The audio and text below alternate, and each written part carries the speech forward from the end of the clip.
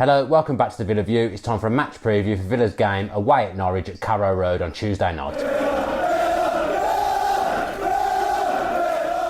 So I'm sure we'll talk about the Swansea game from yesterday before we get into the Norwich game in too much detail. So Dan, what did you think? Dean Smith's first game, first win? Yeah, 24 hours on, I'm delighted by what I saw. To be honest, I think the more I thought about it, and I had time to think about it with the 2-hour journey, with 2 hours stuck in the Villa car park yesterday before I could get out. So I think the more I thought about it, the more happy I was with what I'd seen. I said when I was on Sky that he didn't reinvent the wheel, but actually there's quite a lot of subtle changes, and he's managed to drill in his messages quite quickly, considering I've only seen some of the players for one day. I mean, just two players off the top of my head, if you look at the improvement in their game, Neil Taylor and Adoma, I thought they were much better than they were under Bruce, and you could see that they've taken Dean Smith's messages on board. I thought McGinn was absolutely fantastic. I think that's the best game he's had. People have said he's been good before, and I've always thought he's been good. Although I thought he tailed off a little bit more recently, but I thought he was very good yesterday. And I just thought it was a good team performance. I think if you go through the 11, I wouldn't pick out anyone as having a bad game, to be honest. Just touching on Taylor and Adoma specifically, do you think that is that Dean Smith got his message across to them, or they're just playing to impress a new manager? Bit of both, maybe? It just looked like instructions were a bit more clearer, didn't it? With the pressing, the players looked like they knew what they were doing with the tempo. They looked like they knew what they were doing. They just seemed to play with a bit more freedom, and I just thought it made for a much nicer watch. And we also looked way more solid at the back as well, which I wasn't expecting. I was expecting us to have made progress in patterns of play and things like that Dean Smith picked after the game. But I've got to be honest, I wasn't expecting a clean sheet, even though I predicted the 3-0. But I wasn't expecting a clean sheet, if I was being honest, because the defence has been all over the place. But it just looked more of a unit. I'll ask you what I asked basically everybody that came to fan cams last night. Can you already see what Dean Smith's trying to bring into Aston Villa yet, or is it too early to say? I think it's too early to say, but you can definitely see that there was an improvement from everything else we've seen at Villa Park this season, other than maybe the Brentford first half, where, funnily enough, I actually thought we pressed well in that game and caused them problems in the first half. But I don't think we'll be playing the complete football that Dean Smith will want to be playing. I think we probably won't see that till next season when he gets a few of his own players in. I mean, I suppose it depends what league we're in next season as well, because there's definitely a chance we could be in the Premier League. Playoff certainly isn't out of the question. I think we're only 3 points off Norwich now, who are fifth, so we're still in the mix for that. But depending where we are next season, I think that's when you'll see the Dean Smith side. You'll obviously see progress, and I expect us to get better as the season goes on, but that was already tenfold an improvement on what there's been before that. What did you make of his first team selection? I think if it had been Steve Bruce picking the side, you'd have probably had questions asked just because of El Mohammadi. That's the one I looked at. I thought, not quite sure he was a better option, but to be fair to him, he got the assist and played really well. Yeah, he did, and even Adoma on the left wing, I thought. I'd have probably rather have seen Balassi, to be honest. Elmo and Adoma were, with the pressing and the tracking back, were very, very good. And if Dean Smith wants that, then they're two good wingers to do it, because they will work hard. You've already pinpointed McGinn as a standout. Was there anyone else that impressed you yesterday? Tammy. I think, as I said in the summary, was someone I wanted all summer, Tammy Abraham, because I knew he'd score goals at this level. You looked at his 25 goals for Bristol City and you thought, with our midfield, if we can get that going, Tammy Abraham will score goals. I mean, he took his header well, good goal. He probably should have had at least one more. The one that maybe two. The one where he sold the defender and set himself up perfectly on his left foot and then just put it straight at the keeper. That's a golden opportunity that he should be scoring, and luckily for us, it hasn't cost us. But his all-round game, he just does a bit of everything, doesn't he? I mean, he gets in behind. He's powerful. He's quick. He can hold the ball up. He's kind of a mix of all. He's got good feet as well, so he's kind of a mix of all the other strikers that we have, and we saw how effective it was when we had Keenan up front last season, holding the ball up. At a point we had Hogan, who plays very differently to Keenan, who was doing well for us for a spell as well. But I think Abraham kind of amalgamates all the good things you like to see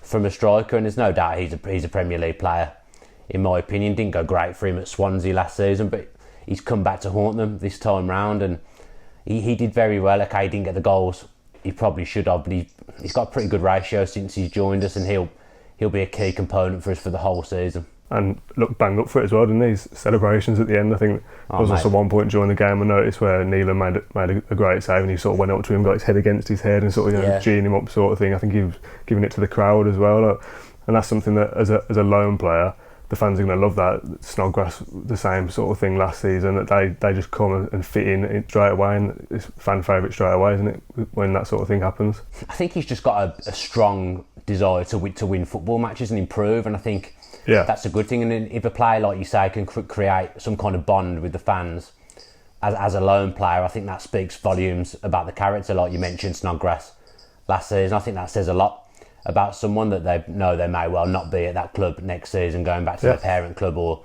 maybe in his eyes going elsewhere. I think it shows good character when they're doing things like that. Reminded me of Marlon Harewood when he was jeering at the crowd, to be honest, and another big striker that we had previously that was a hero. So yeah, it's all good signs. And sometimes you sign someone and you just know they're going to be good, and you know they'll fit in. And I just knew it with Tammy. I knew he'd be a good player for us. Marlon Harewood reference, ding.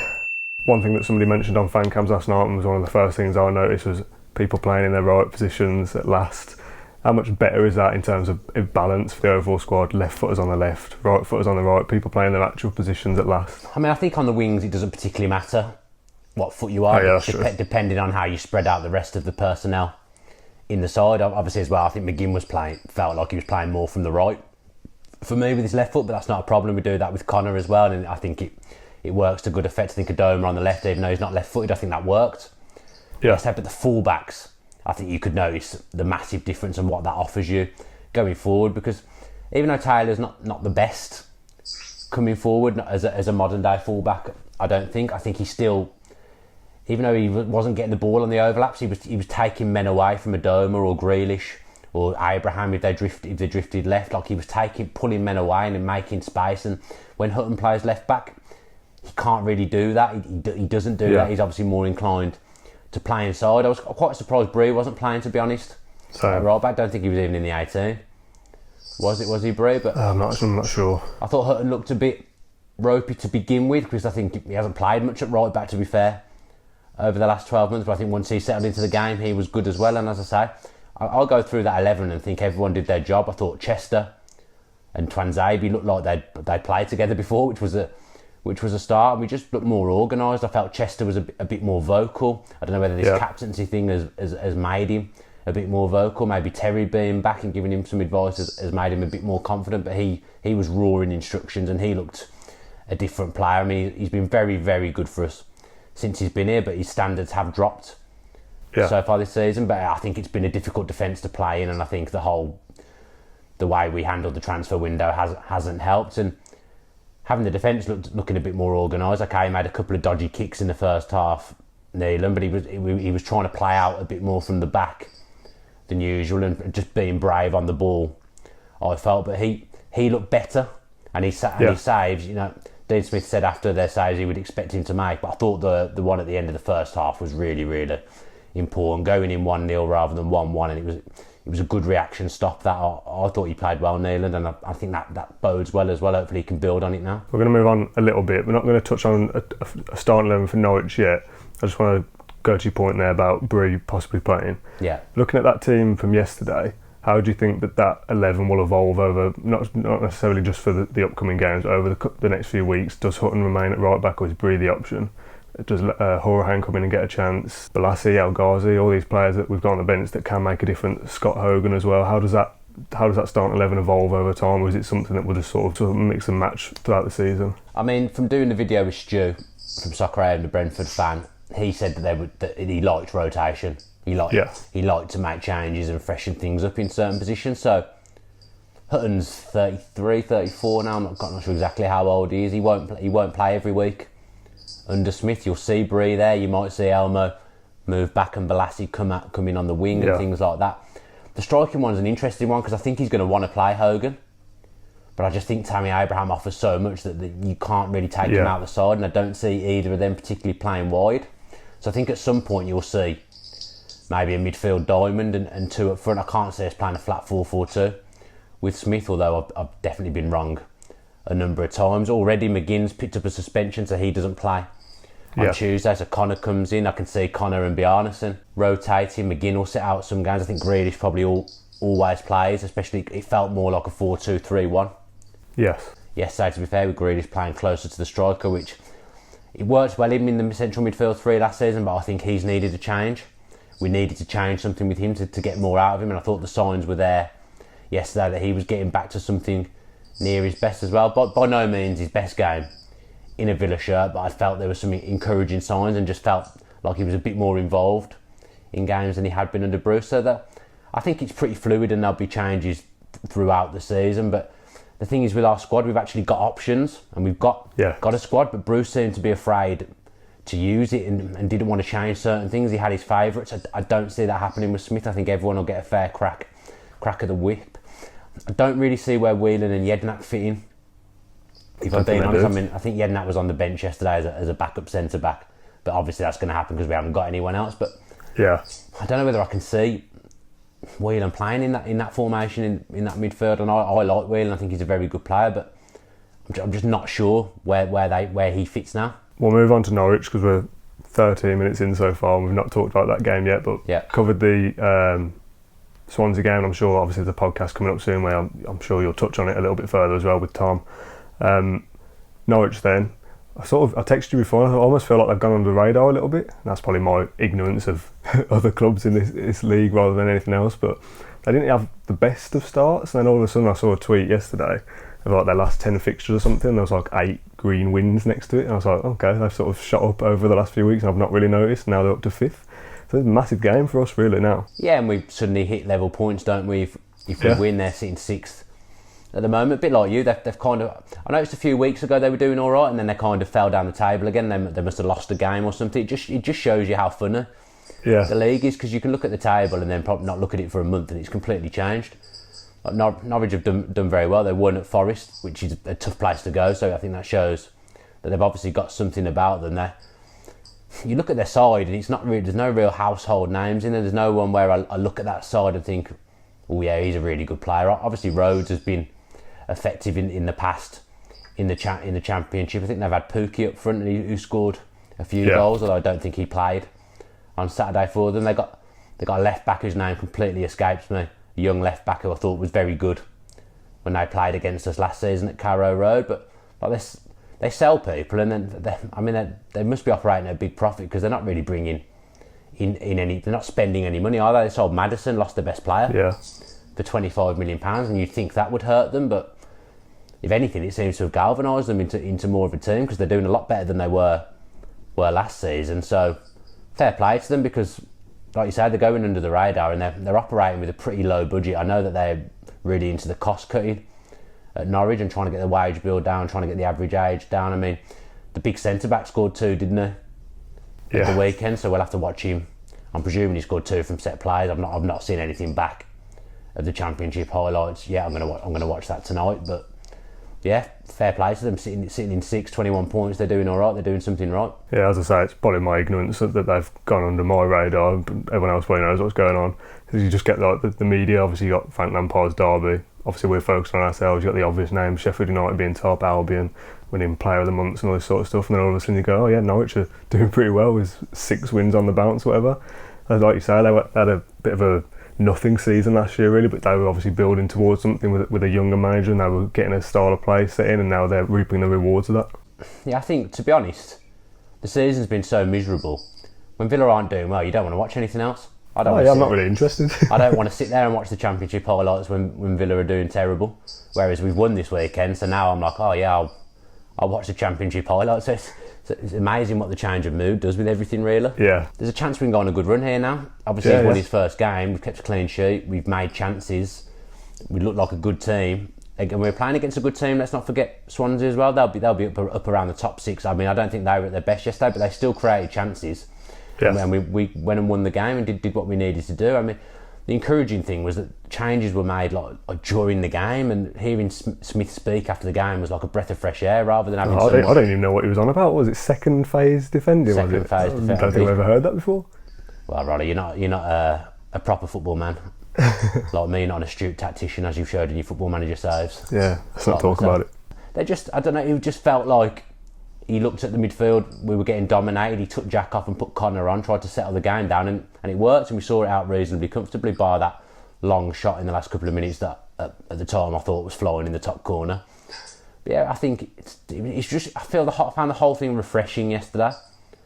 I just found it absolutely refreshing. It was just so different, and the mood and everything. It's nice to be positive, and we may well go to Carrow Road and lose on Tuesday night. We've gone there and lost a couple of times since we've been in the Championship, and it's been absolutely rancid. To be fair, but you know what? If we do. I think there's a plan now, and I think short term and long term, we'll see signs of progress. And if you lose a few games along the way, you lose a few games along the way. I think we've got to be patient and see what Dean Smith can do. I think he's earned the chance, and everything he's done so far is reflected very well in him, I think. So what sort of lineup do you think we'll go for Tuesday now? Will there be 3 or 4 changes, or is it just swapping McGinn out just because of suspension? I mean, unless there's any injuries we don't know about, I think you'll see the same team, except for I think you'll see obviously McGinn's not going to be playing, which is a shame off the back of his very good game. But you know me, I'm a big fan of Connor, and I don't like it when he's not in the team. So to see him back in the team as well, he'll come with a point to prove. I think he's got our most assists so far this season. So it's good playing for good player, isn't it? It's not a massive problem. They're a bit different in the way they play, but it's not a massive problem. It's a nice thing to have, isn't it? Oh, we've got a suspension. We'll bring Conor Hourihane, one of the best midfielders in the league, off the bench. I think you'll see changes possibly on Friday. That would be when you might see maybe Codger on one of the wings, or Balassi on one of the wings, or something. Again, but bringing Balassi, Codger, you've got Hogan sat there for 90 minutes, hasn't done anything. We've got a very, very good squad attacking wise. There's a lot of players to use. I don't think El Ghazi was even in the 18, was he? No, I think there was a tweet, wasn't there? He was sat in the stands. Yeah, so look at the options we've got. I think if we can keep people fresh and rotate cleverly, I think we will have a good season. Yeah, like I was looking at the bench during the game yesterday, and it was interesting. Obviously, you're trying to look at the game from a whole different perspective than what we've had over the last couple of years while Bruce was there. And as soon as we scored fairly early, I was thinking, right, this is interesting now to see what we do. Because you probably would have expected us to drop back a little bit under Bruce, but we didn't do that yesterday. We still made chances after that. And then the substitutions as well. Yeah, still while we're 1-0 up, instead of having to wait till we concede a goal and go back to 1-1 and then having to bring Codger on or whatever to try and rescue something. It was all very calm, very, very measured, much like you described the press conference. And I felt like, this guy knows what he's doing, and carry on doing it. And if you look at the change as well, we were 1-0 up, and it wasn't. It wasn't negative. I remember when Neil Taylor came on in the Reading game, bring a defender on for a midfielder, and we had a midfielder up front and stuff like that, and we ended up throwing the game away. He was bringing on a striker to play wide, and he was bringing on one of our most skillful and creative players in Balassi. They were attacking changes. So like you say, you get the sense that he knows what he's doing, and he said himself he'll get things wrong and he'll make mistakes, but he hasn't got much wrong so far. Yeah, and like you said before, we could all be hyping up Dean Smith in the squad. We lose 2-0 on Tuesday, and that's just the way that these sort of things go. But you've got that sort of sense now, like you say, there is some sort of semblance of a plan there, and that we are building towards something, and that's only going to be a positive. Yeah, I think if we lose games now, it doesn't feel like the end of the world, like it did, which is a bit silly, just because we knew with Bruce as manager, it was kind of back to square one. Get us up, and that's it. There was no plan. Now you kind of feel like if we lose, it's all part of the learning process. For everyone. So I don't think you'll see too many temper tantrums. I'm saying actually, I don't know why I'm saying that, because Twitter obviously can be an absolute war zone, but I just feel like the fans can afford to be a bit more measured now perhaps, and think with a bit more long-termism. And like I said in one of the podcasts, I was guilty of thinking to stick with Bruce for too long. I thought that, and I was wrong, obviously, because this is all just a breath of fresh air now, and I'm so happy with what I'm seeing. And I've always liked Dean Smith. To be fair, I've always liked most of Brentford's managers. To be honest, I like the way they do things, but Dean Smith ticks a lot of boxes, and as I say, he has not done much wrong so far. He'll pick his 11 based on opposition and things like that, and change tactics, which again is a nice thing to hear.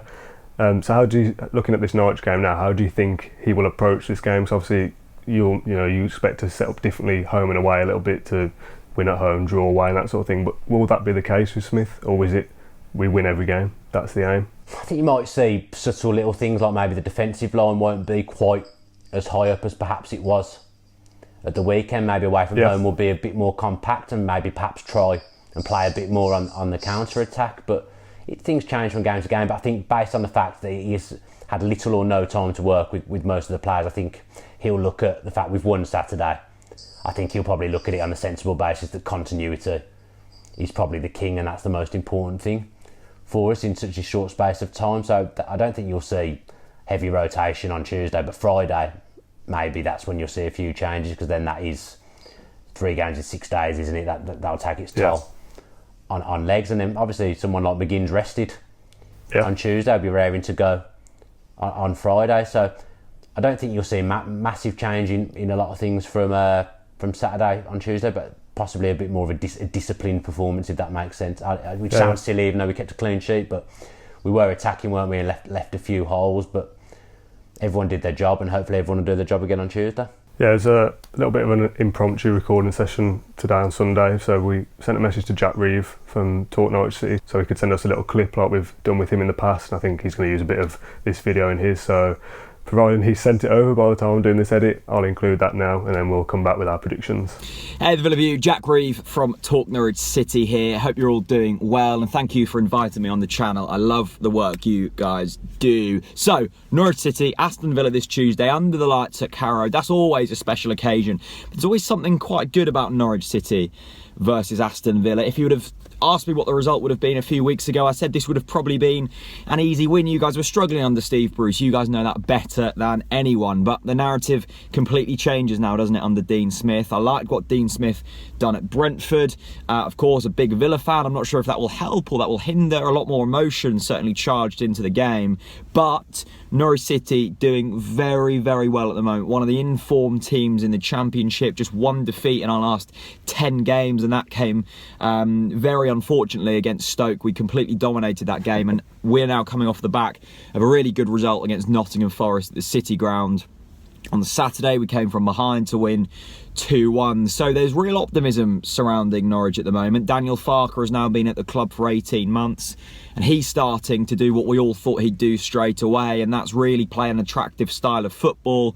And Norwich are climbing the table. We're now in 6th place. I think you're in something like 12th or 13th, but only 3 points below us. It shows how tight the Championship table is at the moment. Players to look out for Norwich. We've got a lot of very young players in at the moment. We've got a 20-year-old and an 18-year-old in defence. They go by the names of Jamal Lewis and Max Aarons. We've got a 20-year-old in the hole that James Maddison left. He goes by the name of Todd Cantwell. We've got a lot of very good players at the moment. Timu Pukki was the man that everyone was talking about. Unfortunately, he's injured. He got injured on international duty for Finland. And maybe the player to really look out for, who sometimes goes under the radar a little bit, is Moritz Leitner. Used to play for Borussia Dortmund, now plays for Norwich City, operates in kind of a central defensive midfielder role. But a bit of a box-to-box type player. Anyway, really looking forward to it. I'm going to go for a draw, and I would take a draw right now. If you offered me a draw and called the game off, I'd probably take it. Thank you to the Villa View for letting me on here. Come over to Talk Norwich City if you want reaction to the game. If you don't want to watch any more Norwich City just watch it on Tuesday and then unsubscribe or something. Thank you. I'll see you very soon. Bye-bye. Right then, predictions. We'll finish with those like we always do. I'm going to reference my one that I put in the podcast ones at the start of the month, like I always do now. And back then I went for 1-1, and I'm going to stand by that. I think that's a fair result, and I'd definitely take it if you offered it to me right now. I'm struggling to remember what I predicted on the podcast, as you could probably tell by my face. I think I probably predicted us to lose at Carrow Road, just because we've lost there the last 2 seasons and not played very well. Yeah. And at the time of making the predictions, I thought Bruce was going to be in charge. I'm going to change it because I've got no idea what I predicted. I'm going to go for a 2-2. Goal scorers, we're going to chuck those in? Yeah, why not? I'll go with Abraham and Grealish. Yeah, obvious choices. I'm going to go for a more left field one. Let's go with Adoma. Not massively left field, but... He plays left of the field. Good joke. Thanks. Yeah, Adoma, why not? 1-1, I'll take it. Good stuff. I mean, to be honest, it's absolutely pointless. The predictions mean nothing. Yeah. Thanks for ruining the buzz. No worries. Thank you very much for watching today's video. If you have enjoyed it, then make sure you're pressing the big old thumbs up button. And if you're not already subscribed to the Villa View with your post notifications on, if you could push that button as well, that really, really helps. We've picked up a good batch of new subscribers recently, so welcome if you are a new subscriber. Comment below with your predictions and thoughts ahead of the Norwich game. How much did you enjoy Saturday as well? Because let's face it, we spoke mostly about that game, as we always do, in this video. Thanks to Jack if he did send us a video. If he didn't send us a video, then I hope Norwich get relegated, Jack. If you haven't yet watched fan cams and watched my no-show, then go back and watch that. Fair play to Rollo for being the jack of all trades and managing to do both, because let's face it, if I was to do that, it would be a real struggle.